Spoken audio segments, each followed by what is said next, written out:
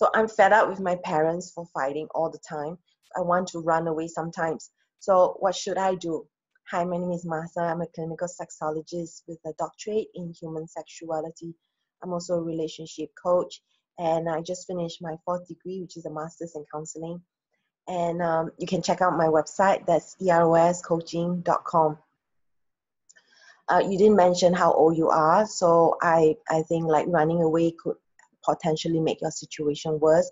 For instance, you won't have shelter, you won't have money, you may not have finished your studies. So you need to be smart about it. And I know that kids can be smart, and I really hope you will be doing the right thing by you. When we come across challenging situations, there are a few things that people tend to do. They tend to fight or flight. So fight is when you become aggressive, defensive, you feel you need to stand up for yourself, fend for yourself. Whereas for those people who are in flight mode, they tend to shut up, they tend to shut down, withdraw in order to create safety for themselves. So the tendencies that you develop as a child can become your default method of survival as an adult. And this may not serve you later on. So whatever it is that you need to do right now, that's what you need to do. Then you need to do, just be aware that you need to be able to take care of yourself as you grow up, that this doesn't just become a habit of just withdrawing or fighting all the time. So learn how to be assertive, and perhaps you can look to go for counseling. Counseling might help. So counseling can be of different costs depending on which city you are in. There are places where there's a low-cost counseling that is available. So for your sanity, maybe this is something that you may want to try saying to your parent. You may want to say something like, if they use the word stupid a lot in the family, you might want to say something like this to your father or mother, whoever is the offender.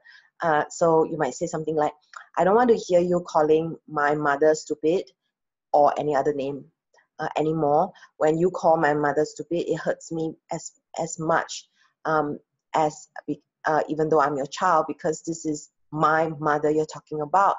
Just like I don't like and I wouldn't want people insulting you.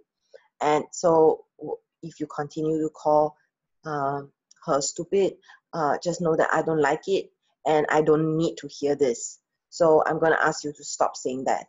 So what you're doing is it really helps to just make your stand.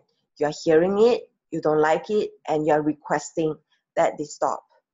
And this is about setting clear boundaries. I know it's probably a bit scary to think about saying it. However, you really need to say this in a very calm and firm voice for this to take any effect. Because if they are shouting and you're shouting, nobody's really listening. However, if you respond in a different way, then you are more likely to get attention. For your safety, you can also say certain things like, what was that all about last night? And this person might just, start going into the story. So I want you to know that when all these things were happening, this is how I was feeling. And this is what I would like to happen. I like to suggest that you guys go for counseling, see a social worker, go to the police. I'm going to inform my teacher. So if the adult in your life is not able to take care of you, then you might need to take action. For instance, going to seek help for yourself, because the adult in your life is not taking charge. The next thing is you can be a coach. You can coach them through it. For instance, you can say, what happened just now? Did it occur to you that, when this happens, then this happens? When you shout at my father, then he turns around and vents his anger and shouts at me. So you're coaching your parent to develop more self-awareness. So these are 3 things that I think can be beneficial. The first one is for your sanity, you just speak your truth. The next one is you say what you need to say for your safety, getting some other form of help.